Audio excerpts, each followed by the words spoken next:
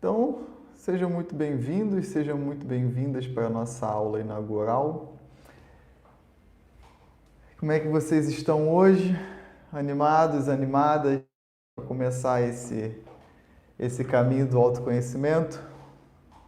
O tema da aula inaugural eu vou falar sobre um assunto que vocês vão precisar para todo o restante do curso. Por todo o restante do curso, vocês vão voltar sempre nessa aula. Então, essa aula de hoje é para vocês ouvirem e reouvirem diversas vezes. Uma só vez não vai ser o suficiente para captar e absorver o conhecimento que eu vou passar hoje. Henrique, posso fazer anotação? Pode. Galera, se vocês quiserem ter o caderninho do curso Mente Consciente, vocês podem ter um caderninho. E enquanto eu falo, vocês podem ir anotando. Se vocês quiserem depois assistir a gravação e fazer anotações, façam também. Inclusive, eu aconselho vocês fazerem isso porque isso faz parte do aprendizado, né? A gente aprende ouvindo, a gente aprende escrevendo, a gente aprende ensinando. Então, anotar está liberado, vocês podem fazer isso, tá? O tema da nossa live de hoje vai ser os pilares do autoconhecimento. Vou falar sobre 3 pilares, tá? 3 sustentáculos do autoconhecimento. Ou seja, vocês vão precisar fundamentalmente dessas 3 coisas para vocês sustentarem o processo do autoconhecimento. Por quê? Porque o processo do autoconhecimento não é um processinho, principalmente de início, não é um processinho fácil. Não é um processinho bonitinho, gostosinho. Muitas vezes é um processo duro, sabe? É um processo pesado, é um processo que muitas vezes a gente vai ter que lidar com sombras, com certos comportamentos, tomar consciência sobre certos hábitos de pensar, de falar, de fazer, que a gente não se tocava às vezes do quanto que a gente poderia, por exemplo, ser vaidoso, arrogante, prepotente, né? A gente acha que a gente é a última bolacha do pacote de uma maneira geral, que no relacionamento tóxico, a outra pessoa que é tóxica, né?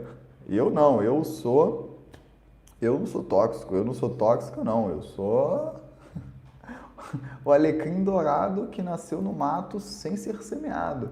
Então, quando a gente começa esse processo de autoconhecimento, que a maioria das pessoas chegam nesse processo do autoconhecimento porque o sofrimento fica insuportável, 90% das pessoas que começam o processo do autoconhecimento, 90% eu acho que até baixo, se bobear até mais do que 90%, é porque o sofrimento fica insuportável. Ou seja, a pessoa não enxerga a sua própria toxicidade para si e para os outros. Ela não consegue enxergar conscientemente por que a vida dela está um sofrimento, né? Por que a vida dela está em sofrimento? Por que ela está em sofrimento? E ela vai produzindo e reproduzindo constantemente esses hábitos, esses comportamentos que são disruptivos, né, negativos, e ela vai provocando sofrimento, provocando, até que chega uma hora que a lama chega no pescoço, né? Chega uma hora que o sofrimento fica insuportável. Aí essa pessoa começa a buscar o autoconhecimento, essa pessoa ela começa a parar de projetar aquilo que ela carrega dentro dela, que causa sofrimento a ela e que ela manifesta sofrimento para si e para os outros, ela começa a buscar dentro as respostas. Mas isso é quando o sofrimento já está insuportável, sabe? Quando, assim, já está a ponto, muitas vezes, do rasgar da psique, né? Já está a ponto do surto psicótico, ou já está, assim, a psique já não aguenta mais. Aí é que essa pessoa começa a buscar o conhecimento. Que na maioria das vezes é quando já perdeu o emprego, quando já perdeu a relação, o casamento acaba, né, já está em crise financeira, a pessoa pega uma doença às vezes muito séria, como um câncer, por exemplo, ou doenças psíquicas como depressão, a ansiedade já no nível altíssimo. A maioria das pessoas que quando começam o processo do autoconhecimento, elas começam nesse estado. Elas não estão conscientes do que trouxe elas a esse estado. Então, dito isso, eu elaborei 3 pilares que são necessários para todo mundo que começa o processo do autoconhecimento e durante todo o processo. Vocês já podem estar maravilhosamente bem. Vocês já podem estar, assim, vivendo a vida que vocês sonharam em viver. Esses pilares vão continuar mesmo assim. Esses pilares é o que vão sustentar a vida saudável psicológica. Quais pilares são esses? O primeiro pilar do autoconhecimento é coragem. Coragem. Por que coragem? Porque, como eu disse, não é um processo bonitinho, principalmente de início. Uma pessoa que entra no processo de autoconhecimento sem coragem de encarar muitas sombras, ela não consegue permanecer no processo. Ela para. Ela, quando toca no primeiro desconforto, ela já sai. Ela vira as costas e vai embora. É muito comum isso, por exemplo, em terapia. A pessoa entra para o processo psicoterapêutico querendo se conhecer e, às vezes, na primeira, segunda sessão, quando começa a falar sobre certos assuntos e o analista, o psicoterapeuta, faz algumas pequenas pontuações, nem nada muito forte, mas algumas pequenas pontuações, devolvendo a responsabilidade, o ônus da questão para ela, às vezes com perguntas como: sim, mas por que você aceita isso? A pessoa, ela já... Muitas se sentem até atacadas, sabe? A pessoa já... Opa, tocar num desconforto. Por que eu aceito? Eu só reclamo. Mas por que aceita? Por que permanece? Tem muitas pessoas que param a terapia, saem da terapia, porque não tem coragem. Coragem é um aspecto fundamental para quem está começando o processo do autoconhecimento. Vocês precisam levar isso para o restante do curso. Sabe-se quantos anos vamos ter de curso? Esse é o primeiro pilar, coragem. Sem coragem, pessoal, vocês não vão conseguir nem se desenvolver. Por quê? Porque quando a gente entra numa zona de conhecimento, ou seja, quando a gente sai da zona de conforto e a gente entra numa zona do desconhecido, numa zona de aprendizagem, a gente vai lidar com situações conflitantes. A gente vai lidar com situações desconhecidas, desconfortáveis. A gente vai ter que lidar com o desconforto. O desconforto faz parte do amadurecimento do ego, que inclusive vai ser tema de uma aula mais para frente. Ego, desenvolvimento do ego. Vai ser um tema mais para frente que eu vou dar. Então a gente precisa ter coragem. Coragem de enfrentar isso, coragem de olhar para isso.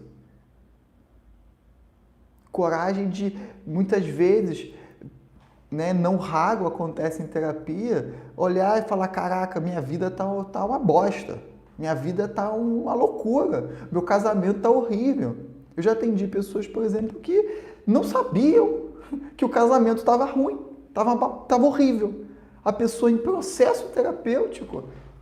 A pessoa, caraca, nunca tinha parado para olhar o meu casamento. Meu casamento está muito ruim. E começar um processo de reconstrução pessoal, individual, e começar um processo de reconstrução na relação. Mas a pessoa chegou até mim porque ela estava num sofrimento insuportável. E a pessoa, quando às vezes está desesperada, lembra quem assistiu a live, o aulão segunda-feira? A pessoa perde a razão. A pessoa está desesperada por amor e no desespero a pessoa sai fazendo qualquer coisa, inclusive mal ao próximo, por desespero. E aí ela não consegue fazer esse processo reflexivo. Coragem é o primeiro pilar para o autoconhecimento, para a vida saudável individual, para o correto desenvolvimento, para o correto amadurecimento. Sem coragem, não tem autoconhecimento, porque invariavelmente você vai ter que lidar com desconforto. Você vai ter que lidar com situações desconfortáveis.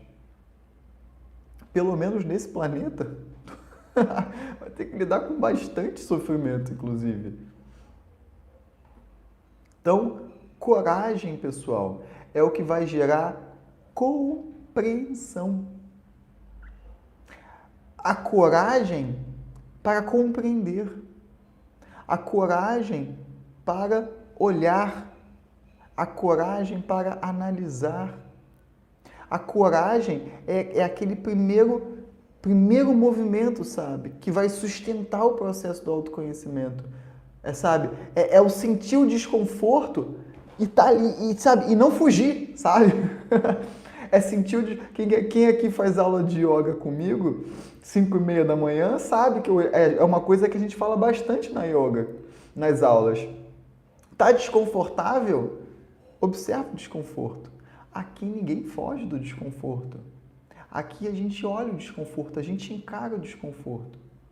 E a gente observa o nosso padrão diante do desconforto. Como que a sua mente reage diante de um desconforto? Essa coragem de olhar o desconforto, às vezes o autodesconforto das próprias questões, é o que gera compreensão, é o que gera o início da compreensão de uma questão. Sem coragem, não tem autoconhecimento, não tem amadurecimento, não tem desenvolvimento. Então, primeiro, coragem que gera compreensão, que gera o movimento de compreender, de observar, de olhar, de encarar esse primeiro movimento para o autoconhecimento. Coragem. Segundo pilar.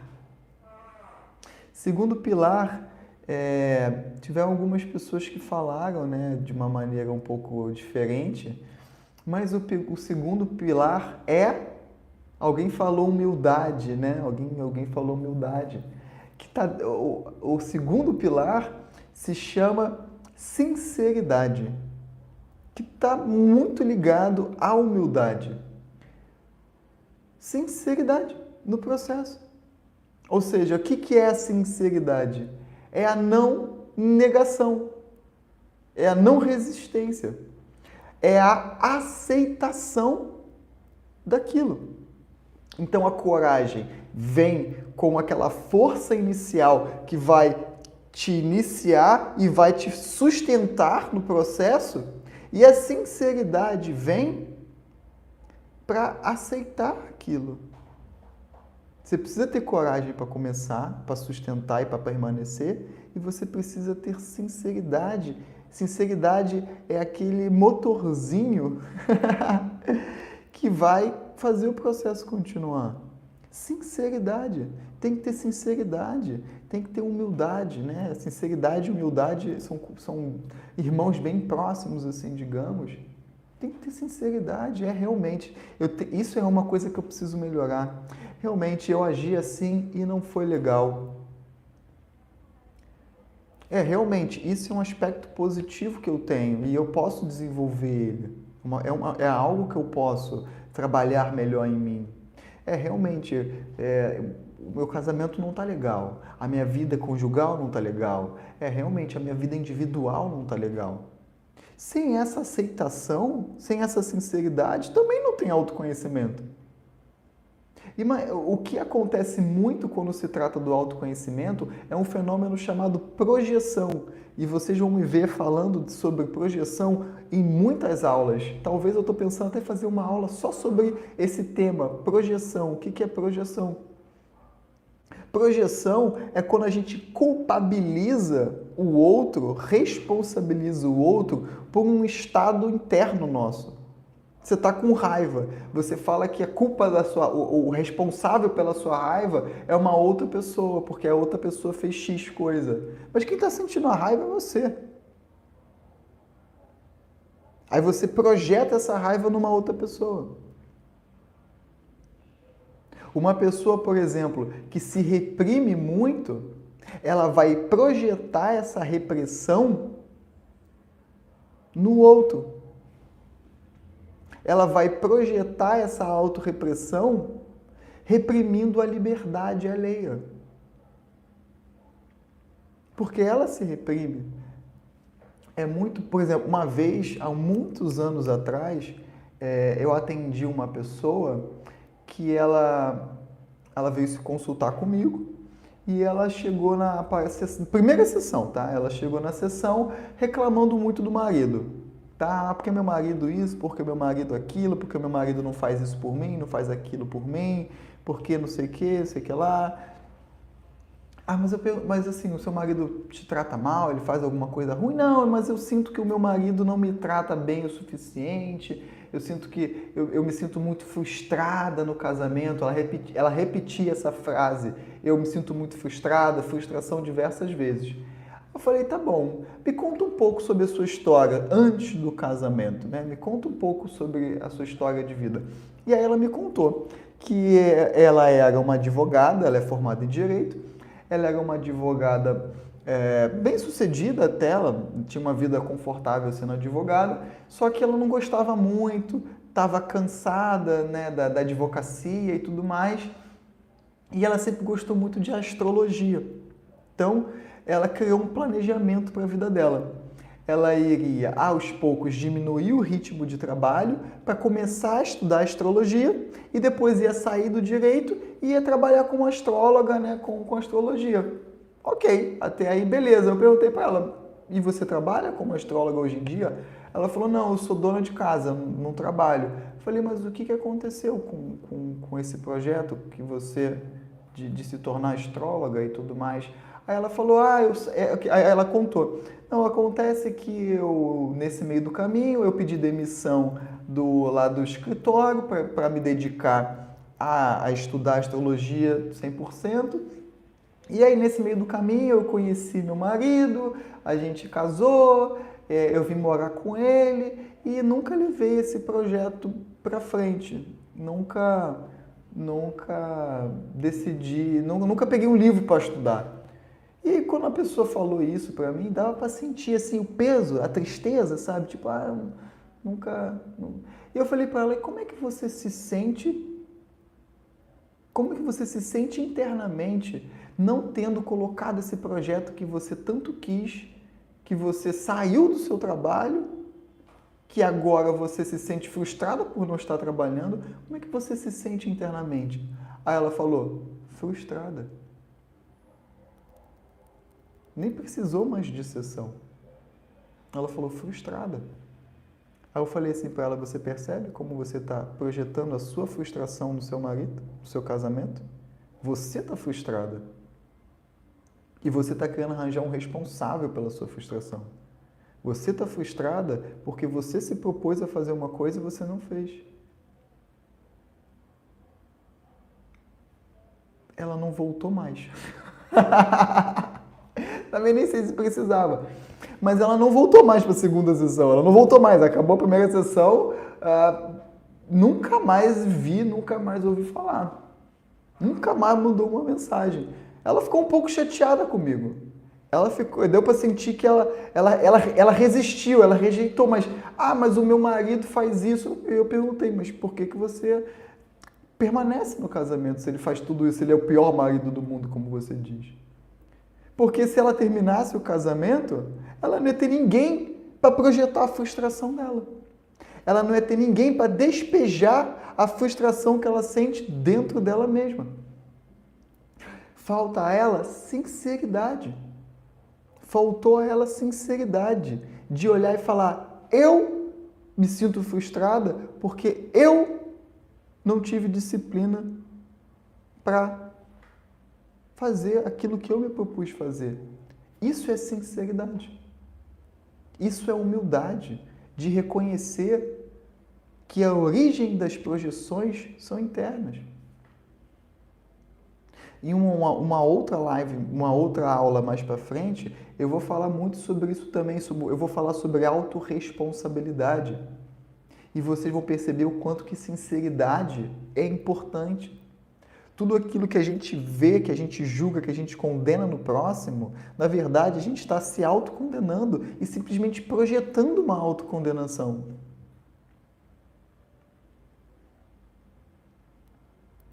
Tudo aquilo que a gente se ressente no próximo, a gente se ressente na mesma intensidade. E a gente simplesmente projeta. Eu chutaria, sem medo de errar, que 95% das relações atuais, humanas, de uma maneira geral, são tudo relações projetivas. É tudo projeção de desejo, projeção de frustração, projeção de trauma, projeção de várias coisas. Eu chutaria 95% dos relacionamentos é puramente projeção. 5% eu chutaria que são relações pautadas na autoconsciência e no compartilhar interno da vida interna. No compartilhar da vida interna. Eu chutaria 5% só. 95% é tudo projeção. Ah, você tem que fazer isso por mim, você tem que fazer aquilo para mim. Por que a pessoa tem que fazer? Porque ela está projetando um desejo dela mesma, com ela mesma, que não foi satisfeito por ela mesma. E agora a pessoa quer que outra pessoa satisfaça os desejos que não foram, que estão frustrados. Essa moça que eu contei o caso, por exemplo, ela queria que o marido dela desse para ela o sentido de uma vida que ela não foi capaz de fazer por ela mesma, que ela abandonou. E aí ele simplesmente projetava frustração.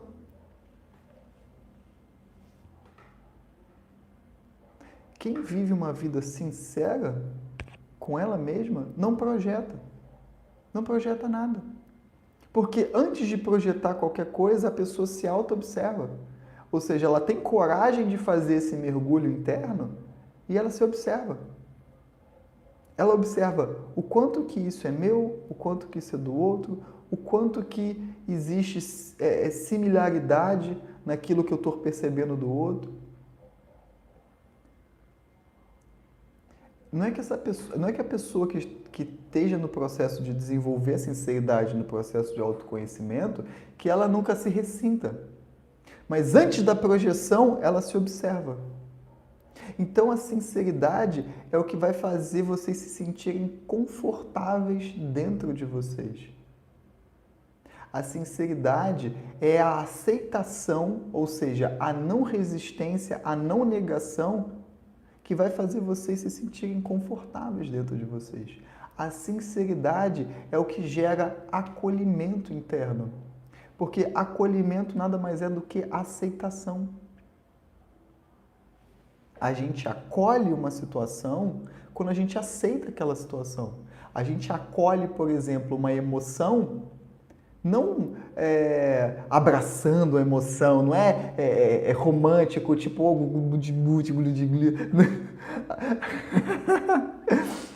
Não é isso. Acolhimento é quando você aceita que aquela emoção está ali. Muito se fala, né, de acolhimento da criança interior. O que é acolher a criança interior? É aceitar que existe uma criança dentro de você que talvez não tenha vivido plenamente e que agora, depois de velho, quer viver plenamente. Então, acolher é aceitar que existe essa parte infantil que está ferida e que agora quer se manifestar, quer viver um pouco. Isso é acolher a criança interior ferida que tanto fala. É aceitar que ela está ali. E muitas vezes é fazer uma coisa ou outra de criança, não infantilmente, como adulto, mas viver aquela parte infantil, aquela alegria infantil. Vai ter uma aula, por exemplo, eu vou dar várias aulas sobre ego. Vai ter uma aula, por exemplo, que eu vou falar sobre as fases de maturidade do ego, né? As fases que o ego vai maturando. E quando a gente amadurece o nosso ego, por exemplo, do infantil para o adolescente, a gente não perde a alegria da criança. As coisas positivas da nossa infância, a gente não perde, que é o quê? A alegria, a espontaneidade. A gente não perde isso. Então, a criança ferida nada mais é do que essa criança que não pôde viver essa alegria na infância. E agora, depois de adulta, ela lá no inconsciente, reprimida, está querendo vir à tona. E a pessoa continua reprimindo. Então, acolher a criança é ter sinceridade que existe essa criança. Realmente, ela está aqui. Ela está querendo falar. Então, sinceridade é o que traz essa aceitação para o mundo interno. É o que traz o autoacolhimento para vocês se sentirem confortáveis dentro de vocês. Vocês podem estar meditando, por exemplo, e sentirem a maior raiva do mundo. Essa raiva, ela só vai se tornar algo muito sofrido se não houver sinceridade. Ou seja, se vocês negarem que a raiva está ali. Se vocês resistirem a essa raiva, se vocês aceitarem ela, ou seja, sinceridade, realmente, a raiva está aqui, eu estou vendo você, eu não estou virando a cara para você, eu sei que você está aqui. Vocês vão perceber que, mesmo com raiva, existe paz. A sinceridade nesse processo do autoconhecimento é o que mantém a paz diante disso tudo que vai ser olhado. Então, sinceridade é o segundo pilar. Sinceridade que gera a aceitação, né? Até aqui, ok, pessoal? Vocês estão me acompanhando? Vocês estão bem? Estão indo rápidos mais? Ou está no ritmo que vocês estão conseguindo pegar? Então, vamos continuar. Vamos para o terceiro pilar do autoconhecimento. Ah, Lorena, eu só me conectei com você e me inscrevi no curso devido a essa sinceridade, sem vitimismo e com linguagem clara. Está maravilhoso. Que legal, Lorena. É exatamente, pessoal, isso que a Lorena escreveu aqui, para finalizar essa parte da sinceridade. Pessoal, o melhor caminho é sempre a verdade. O melhor caminho é sempre a verdade. E verdade e sinceridade também, né? Estão muito ligados. É essa total aceitação, sabe? Por exemplo, quando uma pessoa me manda uma caixinha de perguntas, vocês vão perceber que eu não nego o que a pessoa fala. Eu acolho o que a pessoa fala. Sim, realmente, isso de fato está acontecendo. Eu aceito o que a pessoa traz e eu devolvo para ela o ônus da responsabilidade. Eu devolvo a pergunta para ela com um bloco de reflexão. Vocês conseguem perceber isso? Eu não nego o que a pessoa fala, eu não confronto o que a pessoa fala. Eu acolho o que a pessoa fala. Sim, isso está existindo. E eu pego isso e vou adicionando reflexões. Vou adicionando frases, vou adicionando uma outra interpretação, uma outra visão. E devolvo para ela essa pergunta. Devolvo para ela a responsabilidade. E agora? O que você vai fazer com isso? Sem vitimismo. Sem vitimismo. Reflexão. E aí? O que você vai fazer com isso? Sem autopiedade, né? Que, ai meu Deus, coitadinha, coitadinho. Não. A pior coisa que existe, eu vou fazer uma aula só sobre isso, a pior coisa que existe é colocar uma pessoa no lugar de pobre coitado. Mas isso é um tema para aulas futuras. Voltando para o terceiro pilar, terceiro e último pilar do autoconhecimento. Vocês falaram aqui em larga escala, já cansaram de me ouvir falar essa palavrinha lá no Instagram, né? Que é disciplina. Disciplina, disciplina, disciplina. Como disse Emmanuel para Chico Xavier. Já viram o filme do Chico Xavier? Quem não assistiu, eu super recomendo assistir o filme do Chico Xavier. Chico Xavier é um exemplo idôneo de disciplina. Um belo exemplo de disciplina. Esse pilar é um pilar que eu vejo que as pessoas falham muito no processo do autoconhecimento. A pessoa às vezes tem coragem, ela tem sinceridade, mas ela não tem disciplina. Eu vejo muito isso acontecendo em terapia, em processos de autoconhecimento. É muito comum de acontecer. E eu vejo que dentro desses 3 pilares é onde as pessoas mais falham. É na disciplina. É não continuar aquilo que a pessoa se propôs a fazer. O nome do filme é Chico Xavier. O nome do filme é Chico Xavier. Isso é muito comum de acontecer. A pessoa chega e fala assim, não, Henrique, vamos lá, vamos fazer terapia, vamos fazer yoga, vamos fazer isso, vamos fazer aquilo. E aí a pessoa começa, tá lá na yoga, tá começando a fazer e tudo mais. Aí a pessoa começa a ter uma pequena melhora. Em pouco tempo, assim, 2, 3 meses de terapia, de yoga, meditação, a pessoa começa a ter uma pequena melhora. E aí o que acontece? Ela começa a parar. Eu chamo isso de efeito antibiótico. Vocês conhecem o efeito antibiótico? A síndrome do antibiótico. Vocês conhecem a síndrome do antibiótico? A pessoa, o médico receita lá antibiótico para a pessoa tratar uma doença. A pessoa toma lá 5 dias de antibiótico, o médico receitou 10. Chega no 5º dia, a pessoa já se sente melhor. O que ela faz? Ela para de tomar o remédio. E a doença volta pior ainda. Isso acontece no processo de autoconhecimento também. A pessoa começa o processo 1 mês, 2 meses, 3 meses, né, que o intensivão às vezes comigo, na terapia, na yoga, agora no mente consciente. Aí o que acontece? No primeiro mês, 2º mês, 3º mês, a pessoa começa a ter uma boa melhora. O que ela faz? Ela para de fazer aquilo que levou ela até onde ela está.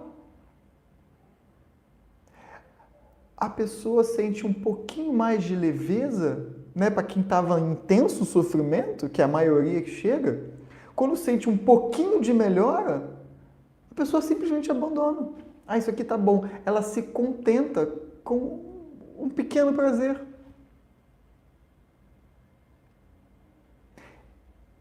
Disciplina, por incrível que pareça, para quem entra no autoconhecimento, para quem está nesse processo de autoconhecimento, é onde as pessoas mais erram, é onde as pessoas mais se perdem, porque não tem disciplina. E disciplina é ação, é agir.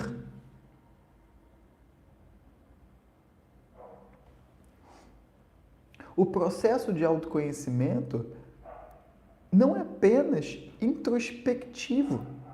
Ou seja, o processo de autoconhecimento não é apenas de autorreflexão. É em grande parte, sim, introspectivo, de autoobservação, de autoanálise profunda, né, que o Patanjali, nos Yoga Sutras de Patanjali, chamou de Svadhyaya, que é autoanálise diária, né? Eu esqueci até o nome, eu acho que foi algum estoico que falou. não sei se foi Marco Aurélio, Sêneca, não lembro agora o ser que falou, mas ele disse: não deveria passar um só dia da nossa vida que a gente não fizesse uma autorreflexão profunda sobre tudo o que aconteceu. Inclusive, era um hábito, né, dos estoicos, assim como é ensinado nas escolas de yoga, que todo final de dia a gente tem que parar alguns minutos e refletir sobre o nosso dia, refletir o nosso comportamento, refletir sobre os nossos hábitos, sobre os nossos pensamentos, refletir como que foi o nosso dia e como que a gente interpretou as coisas, como que a gente agiu diante das coisas. Isso é ensinado nas escolas de yoga como Svadhyaya, tá? Isso é ensinado também nas escolas de filosofia, por exemplo, no estoicismo. E aí é onde muitas pessoas se perdem, porque elas acham que o processo do autoconhecimento é só introspectivo. Ou seja, ela acha que ela não vai precisar agir. Ela acha que ela vai ficar ali naquele casulo. Ah, já me conheci, já estou bem. Só que não é bem assim. O processo de autoconhecimento faz parte desse processo a relação com o próximo. A relação com o mundo. A relação com tudo aquilo que compõe a nossa vida, o nosso mundo externo. Por exemplo, vou dar um exemplo prático agora. A pessoa, vamos supor, tá? Uma pessoa tem compulsão alimentar. Ela come desesperadamente. Ela não sabe por que isso está acontecendo. Mas o sofrimento já ficou insuportável. Já começou o quê? Problema no estômago, problema no intestino, né? Problema triglicerídeo alto, diabetes já batendo, açúcar e tudo mais, né? Enfim, já não consegue dormir direito, o joelho começa a doer, articulação, ou seja... Aí a pessoa começa o processo do autoconhecimento para ela ver o que está acontecendo dentro dela, que ela, né, tem esse vício, né, de comer, essa fome psicológica que nunca consegue ser saciada. E aí no meio do processo ela tem coragem, aí ela vai lá na infância, aí ela vai lá nas dores, ela aceita, realmente isso está acontecendo, está olhando para si, vê muita coisa. Agora, ela não precisa ter disciplina com a alimentação dela? É óbvio, né? Ela não precisa ter disciplina com aquilo que, por exemplo, uma nutricionista indicar? Ou que disciplina com exercício físico, academia, algum esporte? Ela não precisa ter disciplina com isso? Adianta ficar só na introspecção? Ah, eu já entendi porque eu tenho esse vício, porque eu tenho uma decepção, uma frustração, e eu, né, compenso com a comida lá, o buraco. Ou seja, o que ela está querendo comer não é comida, ela está querendo prazer para aliviar aquele sofrimento, ela consegue descobrir qual é o sofrimento. Nossa, maravilha, ótimo. Mas ela não vai precisar ter disciplina com a alimentação dela? Em comer melhor? E vocês acham que o corpo dessa pessoa não vai reclamar? A psique dela não vai reclamar? Claro que vai. Porque ela instalou esse hábito. E toda vez que ela se sentir angustiada, a primeira coisa que a mente dela vai se lembrar vai ser a comida.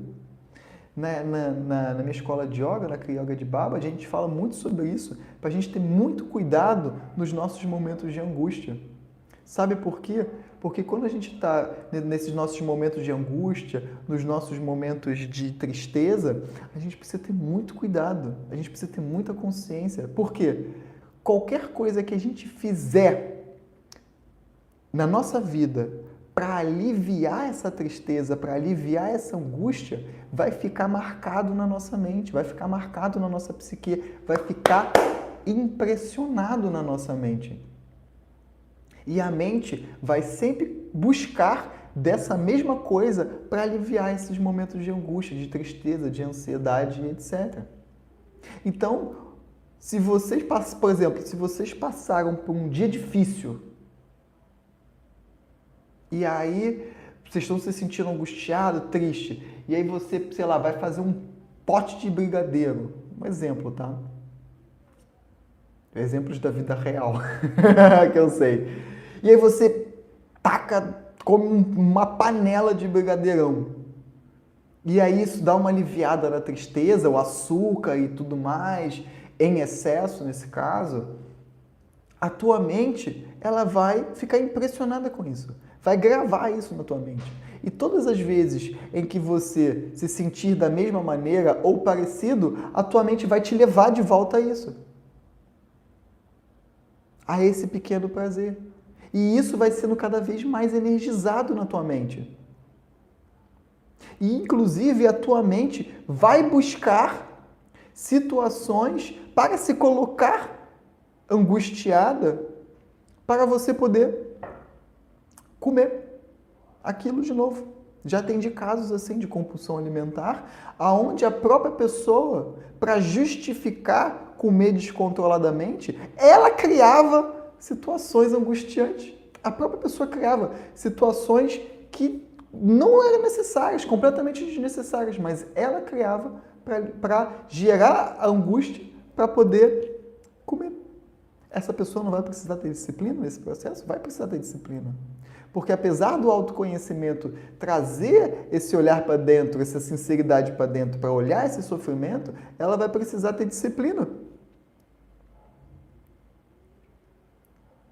A disciplina, pessoal, não é fazer aquilo que a gente quer. Disciplina é fazer aquilo que a gente se propôs a fazer.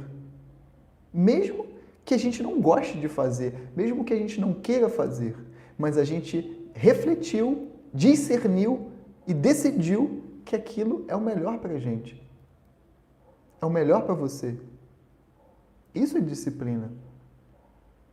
Você acha que, pô, Chico Xavier, eu dei o exemplo do Chico, do filme. Chico Xavier escreveu 512 livros na encarnação dele. 512.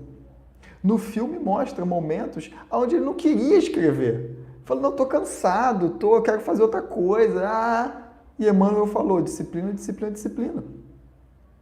Ele se propôs aquilo naquela encarnação. É claro que Chico teve momentos, sim, de alegria, momentos de felicidade, isso está descrito lá no livro, no filme, perdão. Mas disciplina é isso. Você se propôs a fazer uma coisa, discerniu que aquilo é importante, decidiu que é uma coisa que você precisa para a sua vida, que é boa, mesmo nos momentos que você não queira fazer, não esteja a fim de fazer, você vai fazer. Você discerniu.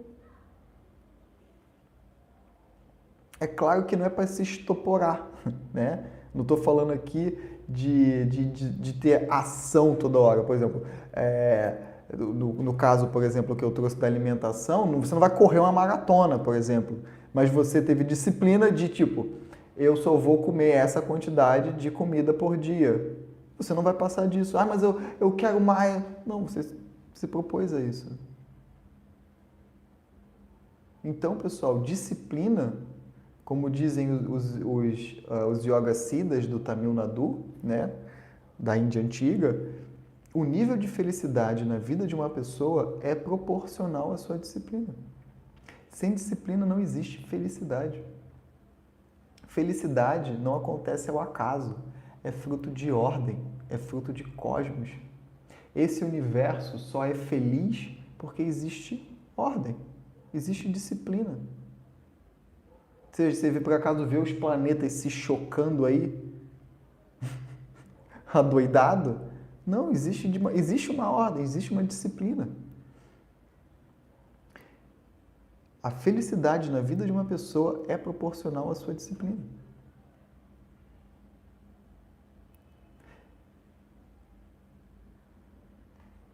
Toda quarta-feira, às 20 horas, por um período que eu não tenho ainda especificado de tempo, nós vamos estar aqui para as nossas aulas e depois meditação. Vai ter dias, mas e o jogo de futebol? E não sei o que, e não sei o que lá. Você não pagou o curso? Você não se propôs a fazer? Não se propôs a estar aqui? Não se propôs a participar, a meditar? É claro que vão ter dias, por exemplo, vai ter feriados, que talvez num feriado ou outro eu não dê aula. Mas, invariavelmente, quarta-feira, às 20 horas, eu vou ter esse compromisso com vocês e eu vou ter disciplina com o meu compromisso. Eu sou bem sincero nisso. Por exemplo, eu dou aula de yoga de segunda a quinta-feira, às 5h30 da manhã. Pessoal, tem dias que eu não estou afim de dar aula de yoga, 5h30 da manhã, porque eu estou cansado, vou dormir tarde, tenho prova da faculdade, tive N coisas para fazer. E eu não estou afim de acordar cedo. Poxa, mas as pessoas, eu me comprometi com aquelas pessoas. Então, tudo bem, eu vou dormir um pouco menos essa noite, vou dar aula e no dia seguinte eu durmo minha quantidade de horas normal. Então, disciplina pessoal dentro do autoconhecimento, muitas vezes, é abrir mão de certos prazeres, é abrir mão de certos confortos para você fazer aquilo que você se propôs a fazer. É agir com aquilo que você refletiu internamente. Você internamente percebeu que você trata uma outra pessoa mal por conta disso, disso, disso. Disciplina é o quê? Você vai começar agora a olhar para essa relação de uma outra maneira, a agir com essa pessoa de uma outra maneira. Ou seja, você refletiu e agora isso vai refletir na sua ação.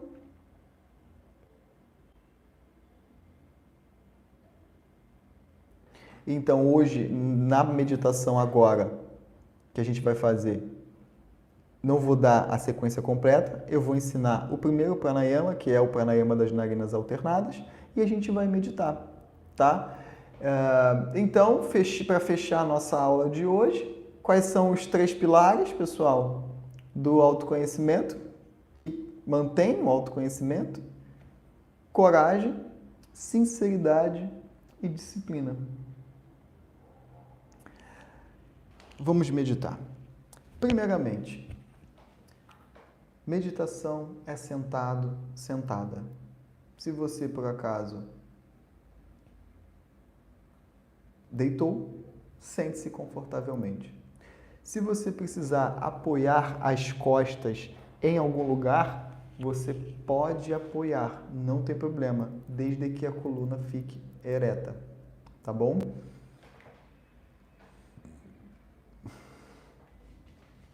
Nós vamos fazer um pranayama chamado Nadi-Shuddhi Pranayama, pranayama das narinas alternadas. Pode ser sentada na cama? Pode, desde que a coluna fique ereta. Ou seja, você vai sentar confortavelmente e a coluna não vai estar torta para frente. Você vai estar com a coluna ereta, tá? Pode fazer na cama sim. Só não pode deitar, sentada, tá? Então, pessoal, nós vamos fechar os nossos olhos e vamos manter os olhos fechados durante toda a prática. Como que nós vamos fazer o Nadi-Shuddhi Pranayama? Mão esquerda, palma da mão virada para cima, sobre a coxa esquerda. Mão direita, indicador e dedo do meio no ponto entre as sobrancelhas. Dedão vai na narina direita e os outros 2 dedos vão na narina esquerda. Então, essa é a disposição da mão direita. Os 2 dedos não precisa forçar, não precisa afundar a cabeça, tá, pessoal? É só um descanso, tá? Então, de olhos abertos, comigo, toma uma inspiração profunda com as 2 narinas. Inspira, tapa a narina direita, expira pela esquerda. Inspira pela esquerda, tapa a narina esquerda, expira pela direita, inspira pela direita, tapa a narina direita, expira pela esquerda e fecha os olhos, inspira pela esquerda, tapa a narina esquerda, expira pela direita, inspira pela direita, tapa, expira pela esquerda, inspira, tapa, expira pela direita, inspira, tapa, expira pela esquerda,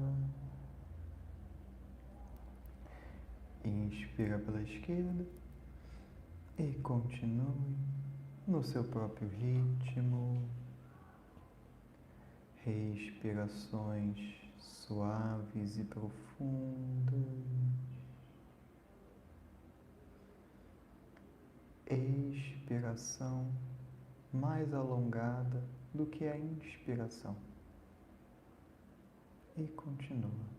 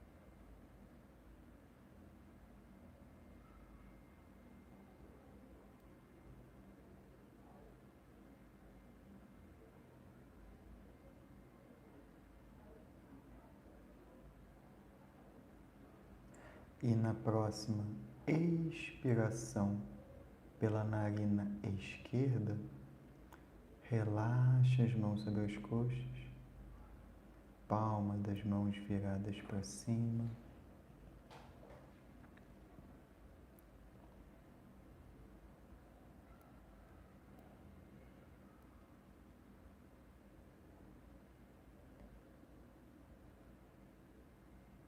E relaxa o corpo, relaxa os ombros, relaxa o rosto.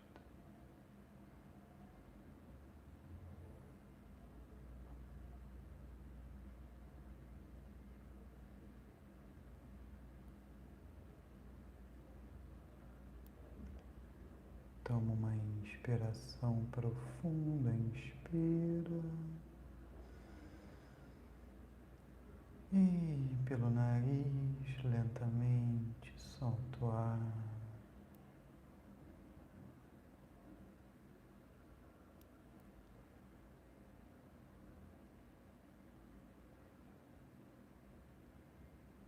Tome consciência dos sons do ambiente.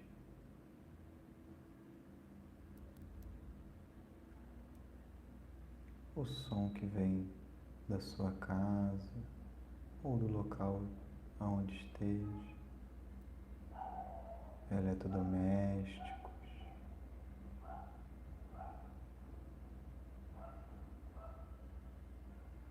qualquer som que esteja acontecendo. O som que vem da rua, dos automóveis, dos vizinhos, o som da natureza.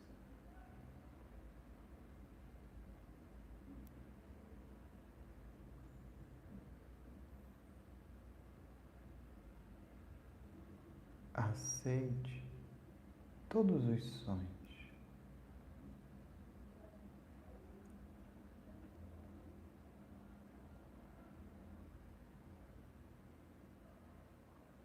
Esteja em harmonia com o ambiente.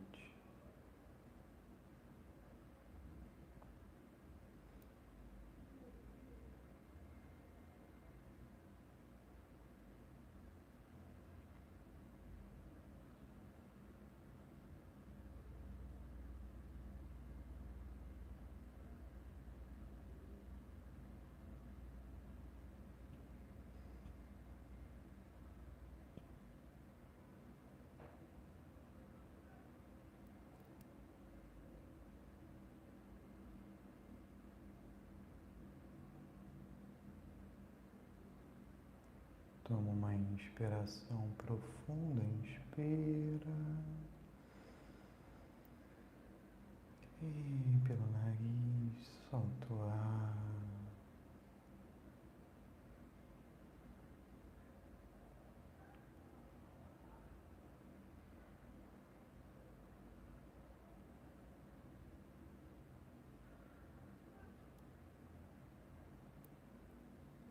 Tome consciência do seu corpo físico.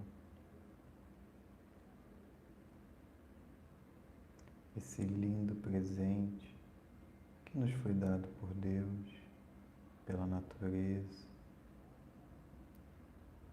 para que cuidemos dele com muito amor.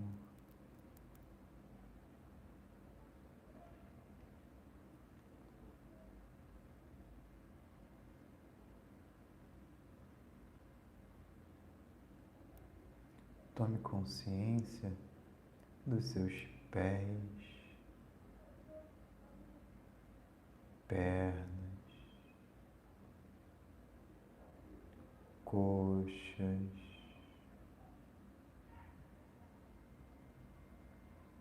quadril,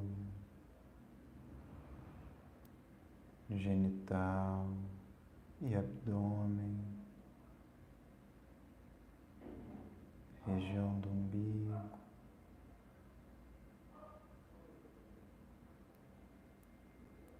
peito, mãos, braços, ombros,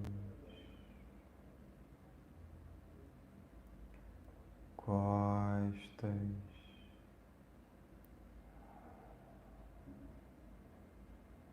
pescoço, rosto, região entre as sobrancelhas,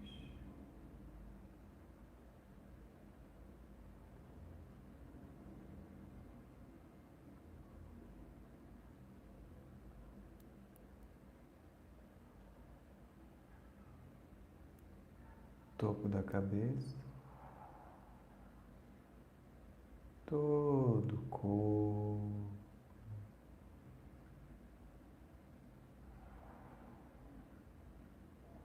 Aceite cada sensação que acontece no corpo. Sensações agradáveis ou sensações desagradáveis. Aceite cada uma delas e esteja em harmonia com o seu corpo.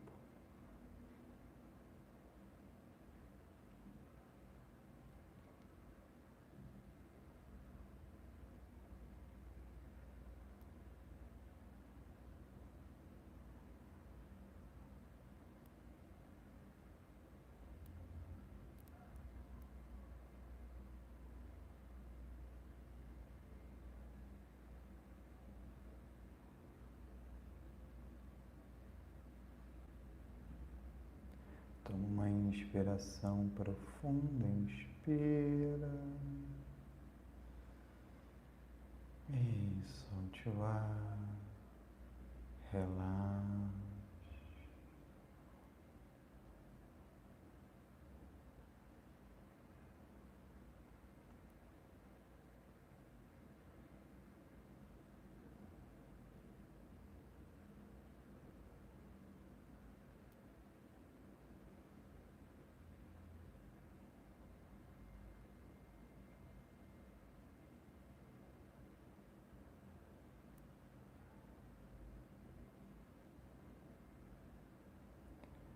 Tome consciência dos seus pensamentos.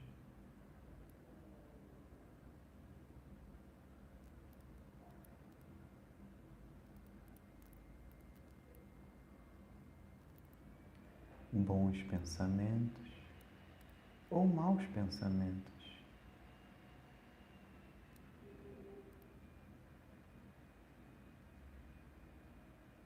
Deixe que venham. Aceite cada um deles.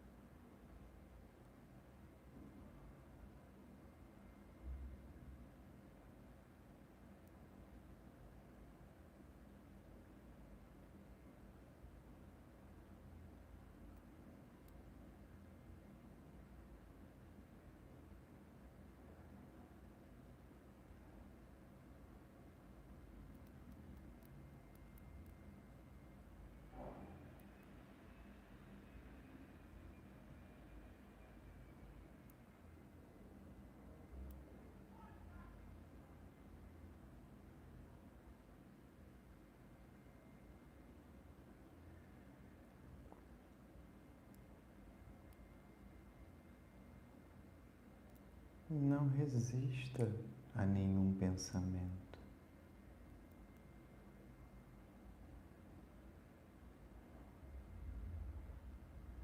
Deixe que venham. São apenas pensamentos.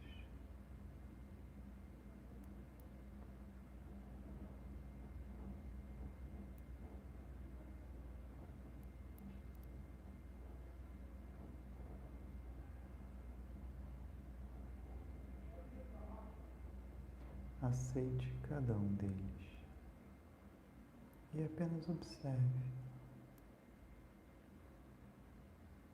Pensamentos são como nuvens.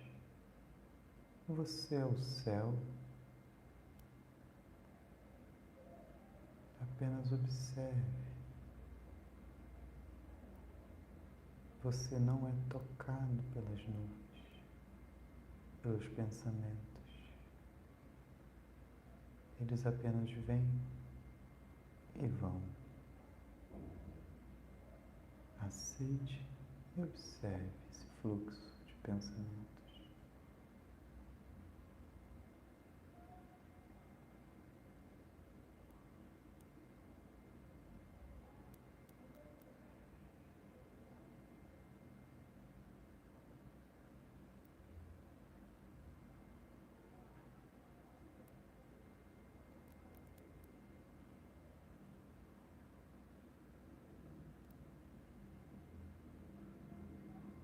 Não importa que pensamento seja,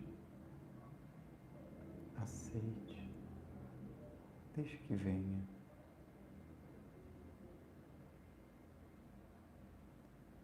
E deixe que se vá.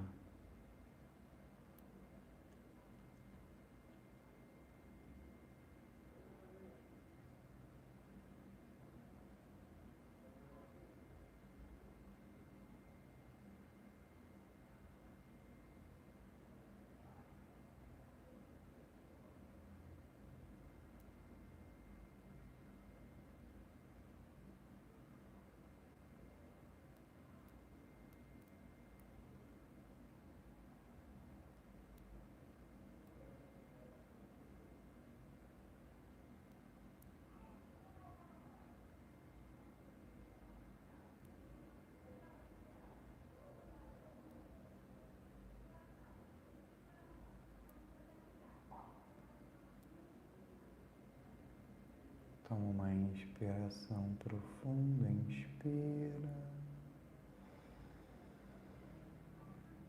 E solta o ar, relaxa.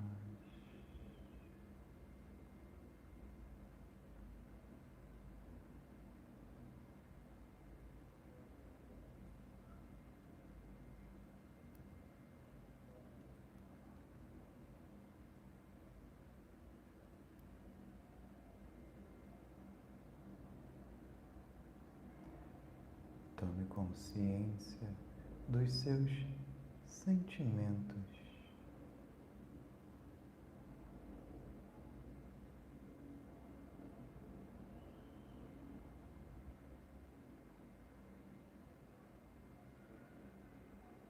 Você é paz, você é alegria. Se entregue a esse silêncio interior, a esse espaço interior de paz, silêncio, profunda alegria. Solta, se entrega, relaxe no seu ser.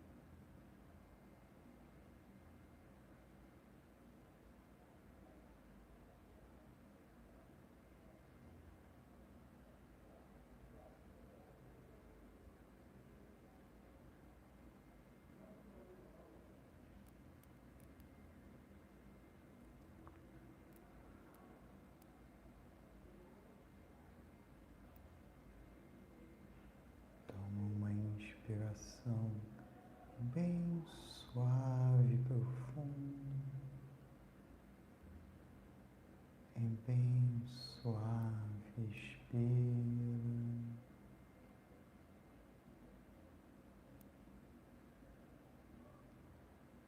Deixe que um sorriso aconteça no rosto,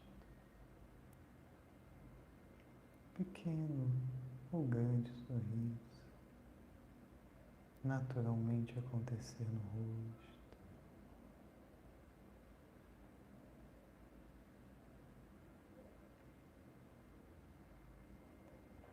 E tome consciência dos seus sentimentos.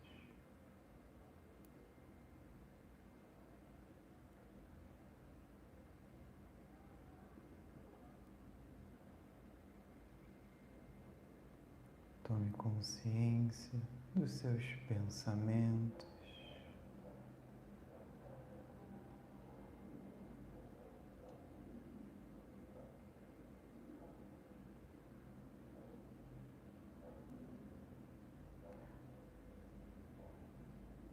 Tome consciência do seu corpo físico e das sensações no corpo.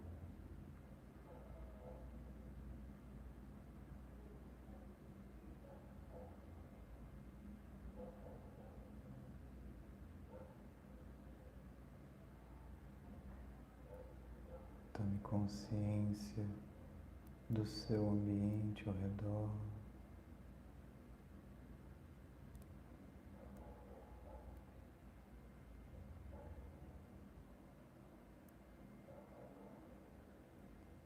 Toma uma inspiração profunda, inspira e solta o ar, relaxa. E no seu próprio tempo, no seu próprio ritmo, deixe que os seus olhos se abram novamente. Abençoados e abençoadas sejam.